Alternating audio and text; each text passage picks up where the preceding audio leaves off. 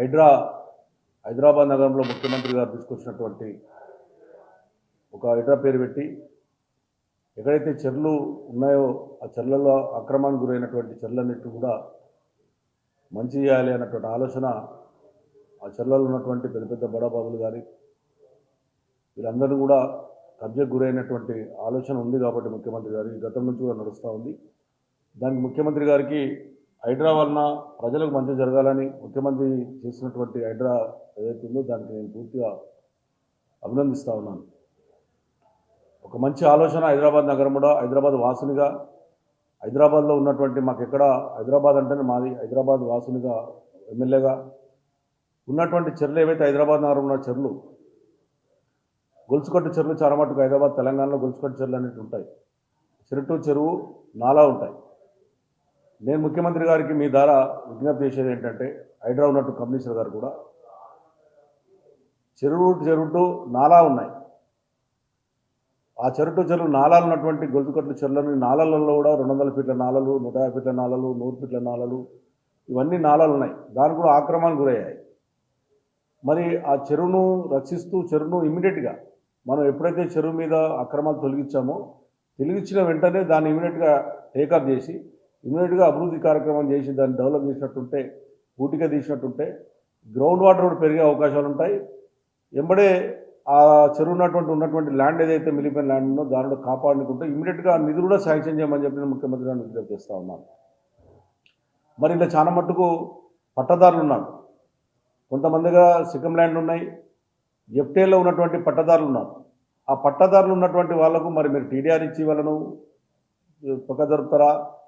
మరి వాళ్ళకు కూడా ఏదైనా ఒకటి ఒక ఆలోచనతో చెప్పాల్సిన అవసరం ఉంది. కమిషనర్ గారు కానీ ముఖ్యమంత్రి గారు కానీ లోబడున్న పట్టదారుల పరిస్థితి ఏంటి అంటే పట్టదారులు ఉన్నటువంటి వాళ్ళు గతంలో హైదరాబాద్ నగరం పెద్దగా అయింది కాబట్టి పట్టదారులు ఇప్పుడు ఎవరు కూడా వ్యవసాయం చేస్తున్న ఆలోచన లేదు కాబట్టి పట్టదారులు పోయి కోర్టుకు వెళ్ళినప్పుడు వాళ్ళ కోర్టు కూడా స్టే ఇచ్చినటువంటి సందర్భాలను చూసాం కాబట్టి వాళ్ళకు టీడీఆర్ ఏమని చెప్పి నేను విజ్ఞప్తి చేసి టీడీఆర్ ఇచ్చి ఆ ఉన్నటువంటి ల్యాండ్ను మీరు టేకప్ చేసుకుంటే బాగుంటుందని చెప్పి నేను మీ ద్వారా నేను కోరుతా ఉన్నాను. మరి గతంలో నిరుపేదలు కట్టుకున్నటువంటి వాళ్ళు కూడా ఉన్నారు. నిరుపేదలు కట్టుకున్నటువంటి వాళ్ళు చెర్లలో వాళ్ళు పుణ్యానికి ఎవరు కట్టుకోలేదు. చాలామంది ఎవరో వచ్చి అమ్మి నిరుపేదలు కొనుక్కున్నారు. మరి అలా పరిస్థితి ఏంటి? మా దగ్గర ఒక చెరువు ఉంటుంది, దాని పేరే రాజీవ్ గాంధీ నగర్ అని పేరు ఉంది. గతంలో మీ నాయకుని పేరే పెట్టారు. మరి ఇప్పుడు చూస్తే కొంతమంది చెర్లో ఉన్నట్టుగా రికార్డులు ఉన్నాయి. మరి దాని పరిస్థితి ఏంటి? ఆ నిరుపేదల పరిస్థితి ఏంటి? అదేవిధంగా ఇవాళ సాఫ్ట్వేర్ ఉద్యోగస్తులు చాలా కష్టపడి వాళ్ళ ఉద్యోగంలో పైసలు లేక లోన్లలో పోయి వాళ్ళు కొనుక్కున్నప్పుడు వాళ్ళు పేపర్ చూస్తారు. యాక్చువల్గా మున్సిపల్ పర్మిషన్ ఉందా, హెచ్ఎండిఏ పర్మిషన్ ఉందా చూసే కొనుక్కుంటారు. మరి మీరు వచ్చేసి అది చెర్లా ఉందని చెప్పి ఇమీడియట్గా డిమాలిషన్ చేశారు. మరి ఇప్పుడు కొనుక్కున్నటువంటి వాని పరిస్థితి ఏంటి? అమ్మినతో డబ్బులు ఇప్పిస్తారా? మరి పర్మిషన్ ఇచ్చినటువంటి కమిషన్ కానీ హెచ్ఎండిఏ కమిషన్ కానీ అదేవిధంగా మున్సిపల్ కమిషన్ సస్పెండ్ చేస్తారా? దాని బదులు ఎవరైతే బాధితులు ఉన్నారో ఇరిగేషన్ డిపార్ట్మెంట్కి సంబంధించిన వాళ్ళు కానీ రెవెన్యూ డిపార్ట్మెంట్కి సంబంధించిన వాళ్ళు కానీ అదేవిధంగా ఎవరైతే మున్సిపల్ అధికారులు ఉన్నారో టౌన్ ప్లానింగ్ అధికారులే కానీ హెచ్ఎండిఏ అధికారులు కానీ వాళ్ళని ఏమి యాక్షన్ తీసుకుంటారు?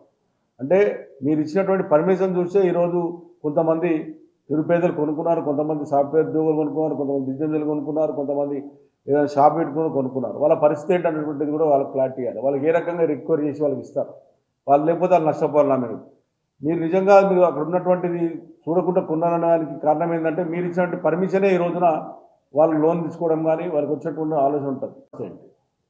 మరి 40 ఏళ్ల కింద కట్టుకున్నటువంటి వాళ్ళ పరిస్థితి ఏంటి? ఇవాళ వచ్చేసి బీద ప్రజల మీద నోటీసులు ఇవ్వడం వల్ల దానికి ఏం చేశారు? మీరు ఒక గుడి కూడా ఇచ్చారు. మీరు ఇలా మన నోటీస్ ఇచ్చారు. గ్రేవ్ గార్డ్కి ఏనికి అవకాశాలు లేవు. గ్రేవ్ గార్డ్ పెట్టుకునే అవకాశం ఉంది, కానీ గ్రేవ్ గార్డ్ కూడా మీరు నోటీసులు ఇచ్చారు. ఆశ్చర్యం ఏంటంటే ఓ టెంపుల్కి ఇచ్చారు నోటీస్. అట్లా టెంపుల్లకు ఇవ్వచ్చా? ఎఫ్టీఏలు అందులో ఉన్నటువంటి 40 ఏళ్ల కింద ఉన్నటువంటి టెంపుల్ ఇది. ఆ టెంపుల్కి ఇచ్చారు. మీరు మున్సిపాలిటీ బిల్డింగ్ కట్టారంట, జిహెచ్ఎంసీ బిల్డింగ్ కట్టారు. మరి దాని పరిస్థితి ఏంటి? గ్రేవ్ గార్డ్ ఉంటుంది. చెర్లలో చాలా మటుకు ఎక్కువ పెద్దలు ఉన్నప్పుడు చాలా మటుకు చెర్ల పక్కకే గ్రేవ్ గార్డ్ పెట్టారు, వాళ్ళు కట్టారు. దాంట్లో నోటీస్ ఇచ్చారు. మరి ఇవన్నీ తీస్తే ప్రజలలో ఏ రకంగా బాధపడుతారో ఆలోచన చేసుకోమని చెప్పి నేను హైడ్రా కమిషనర్ గారికి అదేవిధంగా ముఖ్యమంత్రి గారు కూడా మీ ద్వారా నేను విజ్ఞప్తి చేస్తా ఉన్నాను. ఖచ్చితంగా దీన్ని మీరు చేసే పని నేను పూర్తిగా ఒక శాసనసభ్యునిగా నేను మద్దతు ప్రకటిస్తూ ఉన్నాను. మీరు చేసే పనులలో ఎంబడే దాన్ని ఏ రకముందో బీద ప్రజలకు అన్యాయం జరగకుండా, అదేవిధంగా ఉన్నటువంటి ఎక్స్‌ప్లోయిటేషన్ భూమిని ఎంబడే దాన్ని టేకప్ చేసి డెవలప్ చేసే విధంగా, అదేవిధంగా ఉన్నటువంటి పట్టాదారులకు టీడీఆర్ ఇచ్చేసి పట్టాదారులను కూడా తొలగించే విధంగా ఉంటే చర్యలు ఇంకా బాగుంటుందని చెప్పి నేను తెలియజేస్తా ఉన్నాను. రాజకీయాలకు అతీతంగా చేయండి, రాజకీయాలకు కక్షపూర్వకంగా చేయొద్దని చెప్పి విజ్ఞప్తి చేస్తా ఉన్నాను. ఒక్కొక్క పార్టీ చూస్తే, ఇలా బీజేపీ పార్టీ చూస్తే ఈ రాష్ట్ర అధ్యక్షుడు ఒక మాట మాట్లాడుతున్నాడు, వాళ్ళ ఎంపీ ఒక మాట మాట్లాడుతూ ఉన్నాడు. ఈ రకమైనటువంటి కక్ష సాధింపులు పోకుండా మీ వ్యక్తిగత కక్షలతోని ఒక పార్టీని టార్గెట్ చేయొద్దని చెప్పి విజ్ఞప్తి చేస్తా ఉన్నాను.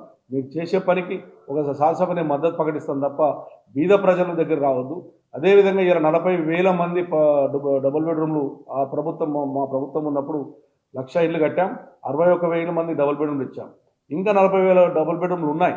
డబుల్ బెడ్రూమ్లు ఏవైతే ఎక్కడెక్కడైతే ఈ చెల్లల్లో కొద్దిగా ఎఫెక్ట్ అయినటువంటి వాళ్ళు కానీ, నాలలో ఉన్నటువంటి ఎఫెక్ట్ అయినటువంటి వాళ్ళు అందరూ కూడా ఆ డబుల్ బెడ్రూమ్లు ఇచ్చి అలా కట్టేయండి. ఇప్పటికే ఉన్నాయి, కావాలంటే 40,000 మంది ఉన్నారు కాబట్టి 12,000 మంది మూసినది మీద కానీ ఇక్కడ నాలాల మీద కొంతమంది ఆక్రమించుకున్నటువంటి వాళ్ళు ఉన్నారు. వాళ్ళందరూ కూడా తొలగించి వాళ్ళు ఎంబడే వాళ్ళు డబుల్ బెడ్రూమ్ ఇచ్చి అది ఇమీడియట్గా నాలను కూడా టేకప్ చేయమని చెప్పి నేను విజ్ఞప్తి చేస్తాను. ఎందుకంటే ప్రభుత్వం కేసీఆర్ గారు ప్రభుత్వం ఉన్నప్పుడు డబుల్ బెడ్రూమ్లు ఉన్నాయి. ఆ ఉన్నటువంటి డబుల్ బెడ్రూమ్లో ఆ రకంగా ఇచ్చినట్టుంటే ఫస్ట్ నాలలు చర్యలు చేయాలి. నాలలు చేయకుండా చర్యలు చేస్తే కూడా అది ఉపయోగపడదు. నాలలను కూడా మీరు టేకప్ చేయమని చెప్పి నేను విజ్ఞప్తి చేస్తా ఉన్నాను.